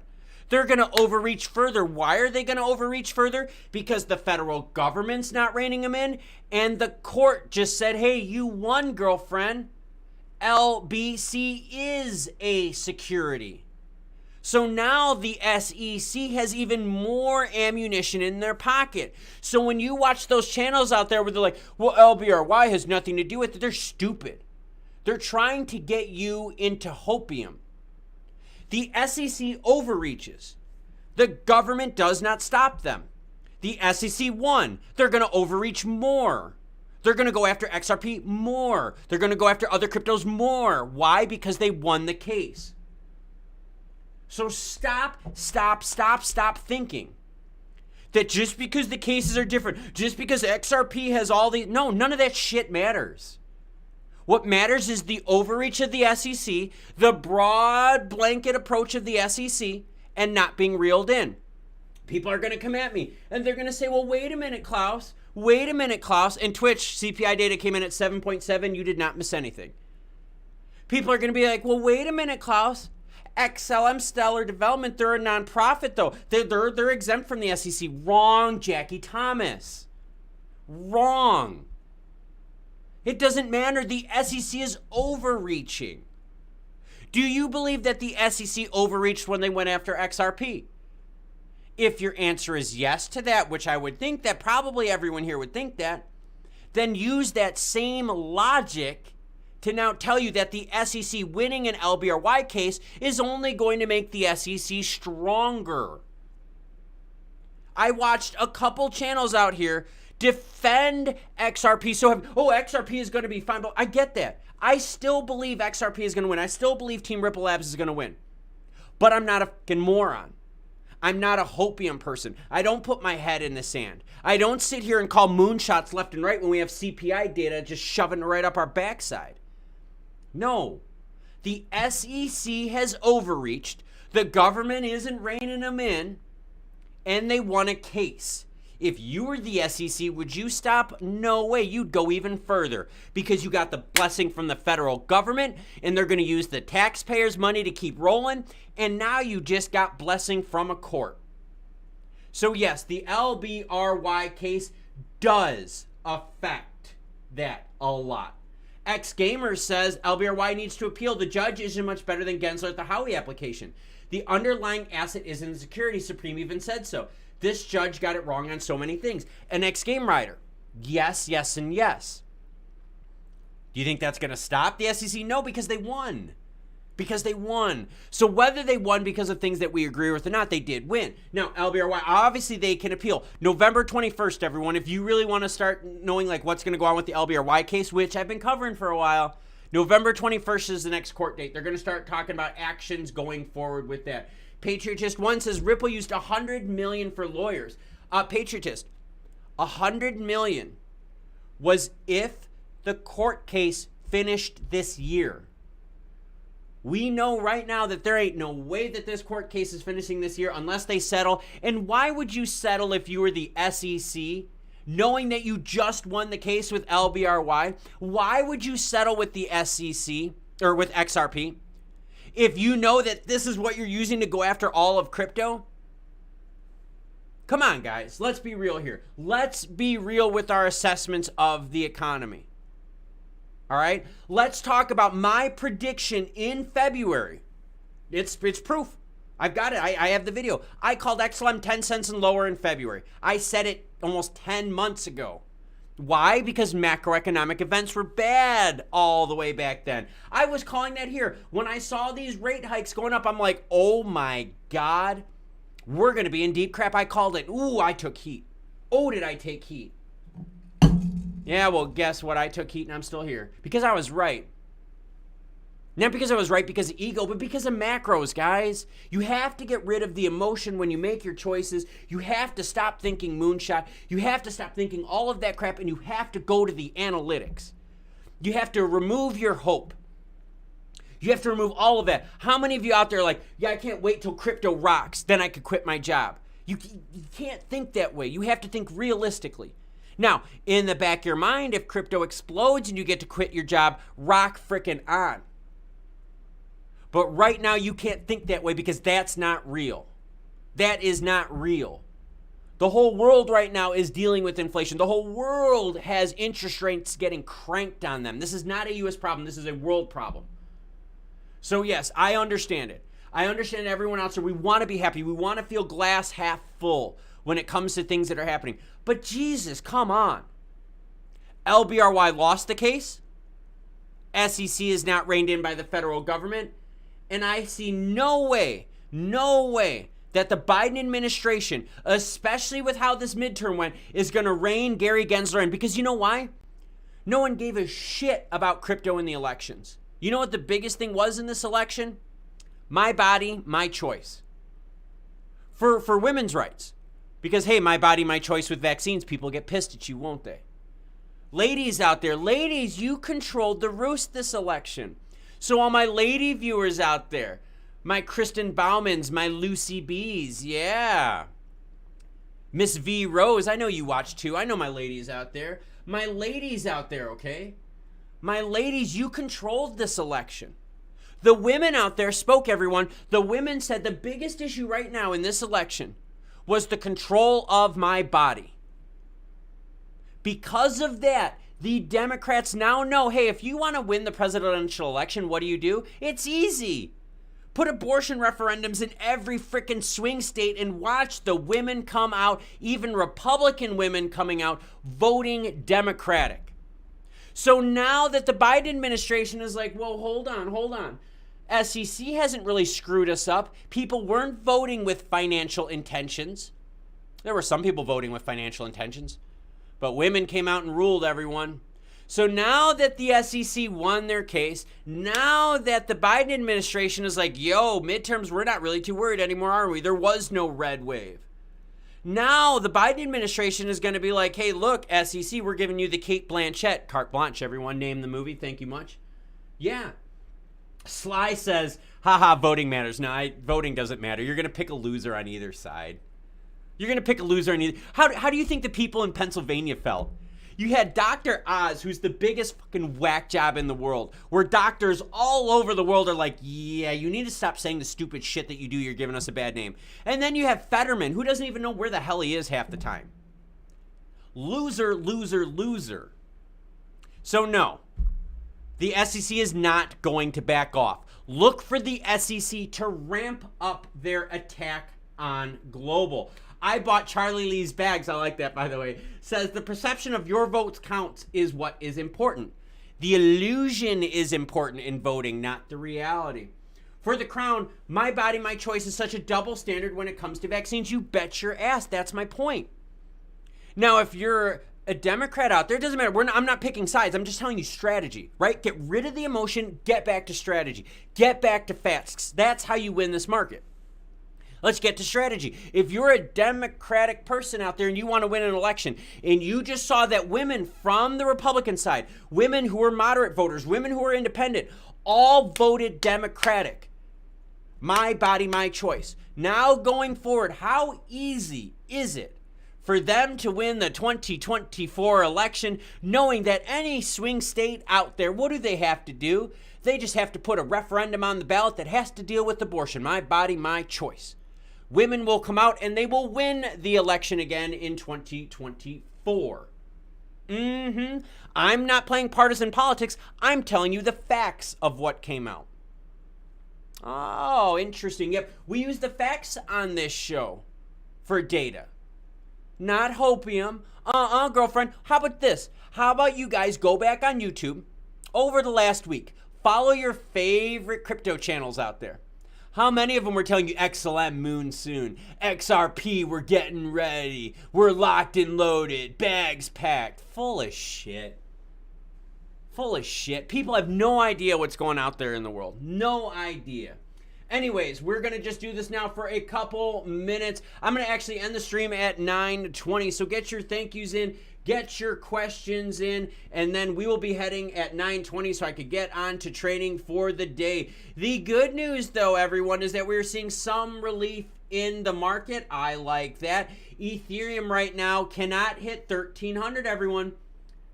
Not 1,300, all right? Calicon says, rinse, repeat video until it becomes truth. Your prediction is 10 months old. I predicted XLM 10 months ago to 10 cents. Because I said macroeconomic events in the world are going to get worse. I showed you a video of it. I even played the clip where I said, hey, as time goes on, things are going to get worse and worse and worse. That's exactly with what we're dealing with. So the fact that my prediction is 10 months old, and I was talking about the future, I was talking about now, I was talking about elections, I was talking about inflation. Oh, so maybe I do have my pulse on the market economy in the globe. Oh, shit, man. Damn. Patriotist1 says, do you follow Digital Outlook or Crypto Hulk? They do XLM and XRP. I kind of pop in and out of people's content every so often. The reason I pop in and out of content is for exactly that reason. I think a lot of the channels out there, they just want the views on positivity. I don't want views on positivity. I want views because you see the value of the knowledge, whether it's positive or negative. I'm not here to make friends. I'm here, all right? I'm here just to show you the data, to show you why things happen. That's how it goes. All right, everyone, CPI data came out at 7.7. We're going to be ending the stream here in 3 minutes. So we're going to have a 9:20 stream end time. That way I can get my training on started for the day. So if you guys get any questions, comments now, these are your last 3 minutes to do so. We're seeing XRP level off just a little bit here as of late. XLM, look at that, everyone. Look at that. They meant 10. They meant 10. Couldn't hold 10. That's something we're going to have to pay attention to. Pay attention to this the rest of the day, everyone. XLM hit 10, but then there was a sell-off. Think about that. Keep your eyes on that. Harvey Wallbanger, which is a drink, by the way. Oh, my gosh. Says, love this, Klaus. Thank you. You make me want to put less liquor in my coffee. Well, that's good. That's actually good. That's actually good. Except for Fridays, you should probably put more liquor in your coffee. Matt B says, I'm DCAing, but I know there will be another dip. I'll DCA more. Pal Punk Spark says, short or long Bitcoin now. Guys, we are not done. We are not done. Do you want to know why? Because look what I just saw on the bottom of my screen. Hold up a second. Hold up on second. Give me a second here. I'm waiting. There was something just came across on the ticker on the bottom. I'm going to share it with you because it's exactly my point. Andy says there's only three YouTubers I totally rely on. The rest is pure BS with thumbnails like XLM to 2000 soon. Yeah, I know. Trust me. It's so freaking frustrating. All right, so what I saw, hold on, let me see if I got to find that story. Hold on. I swear I just saw a story pop up that said Alameda just took out a loan. Give me a second. Alameda wrapped Bitcoin, and here's why.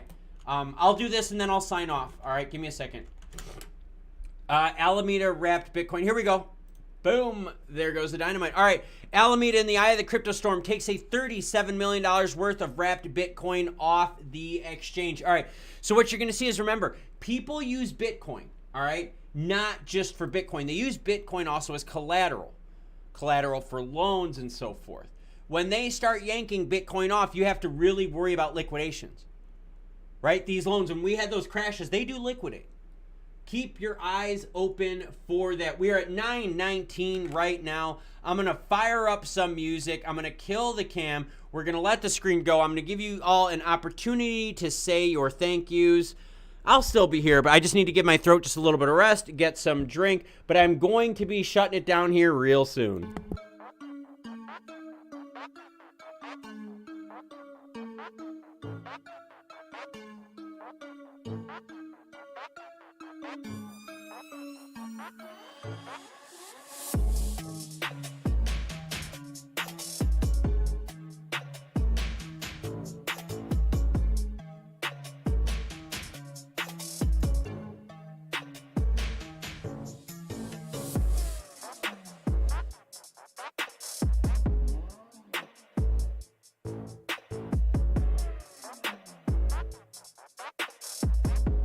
Oh, and don't worry, everyone. I'm going to be sure to have a video coming out today discussing everything we did in the live stream.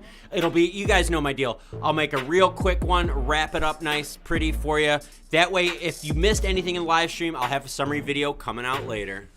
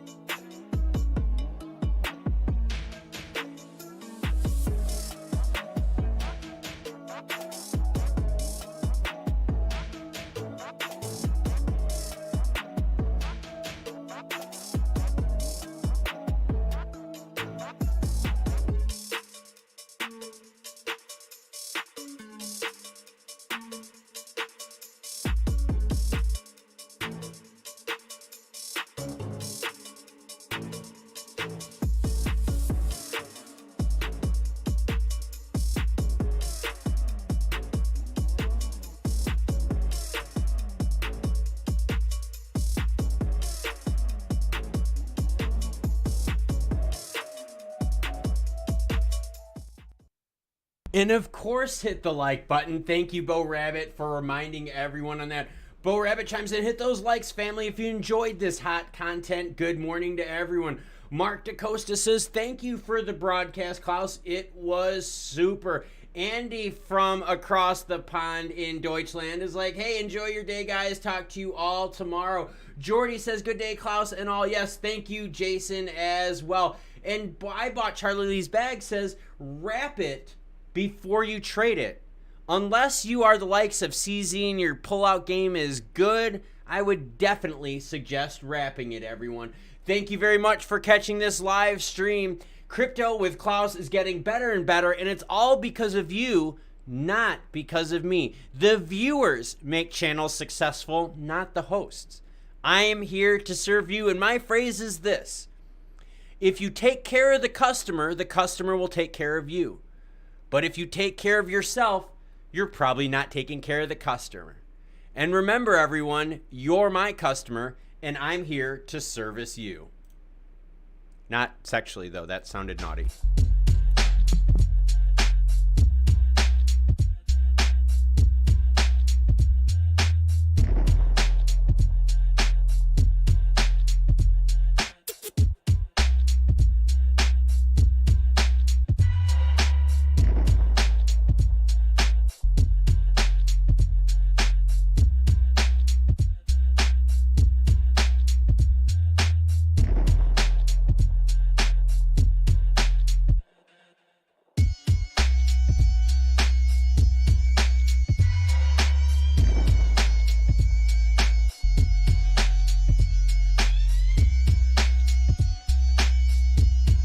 And of course, Meparatus, Lucy, thank you both for watching. I really appreciate it so much. See, Lucy, I got you, man. It's humor, education, informative fun.